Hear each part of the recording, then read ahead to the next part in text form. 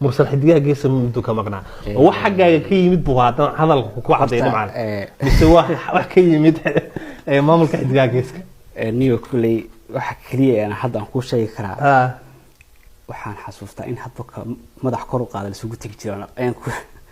kaaga taabanaya iga taabo mursal muuse diwaaninka ay inta badan lagu bartay maantiisa saddex nin ba horta waan amaanayaa mursal iyo xasan daar ismaaciil weersame صح iyo axmed furune si wanaagsan ciltire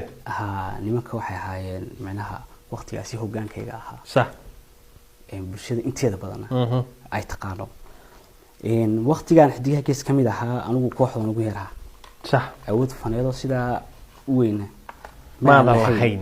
صح mursal ahaan marka loo eegana nin markaas la yaqaan nin la yaqaanay uu ahaa oo aniguna ku daynayba ومر أن لحن كقاطو مر يلا ذلك محتوسي مر منها ورك كان جرتني سخساري ويان سوى نفسه مكا صومالي واسكا وعندك براد لا بلاحني يوحي مغلاب صح مكارتاسي وحبا كما جيران معناها مو واحد leedahay anigu mas'uul kama ahayn inuu mursal laga saaro kooxda xidigaha geeska oo aad jagadii oo curadka inay curad caaw dagaal baad ku jirtaa waru tala galay iyaga soo diray nin waxaan u malaynay shacabka ay soo dirayo shacabku waxay dhaheen xanuunkan ku saabsan arimaha xidigaha geeska iyo nimcaan sanado badan buu hayaa sanado fara badan buu hayaa British show noo weydii inaan mogtay anu waxaan ahay wakiilka bulshada aduna xatay fanaanka bulshada labada daritaan kala haysanaa anu wakiilkii baan ahay aduguna maxaa tahay fanaanka bulshada marka bulshada aniga soo dirsatay bulshadaada ay soo dirsatay marka in hadalka hadda si kale ku dhigo dadku waxay isla dhaxmari jireen mursal wuxuu ahaa curadka fanaaniinta xidigaha geeska la shaki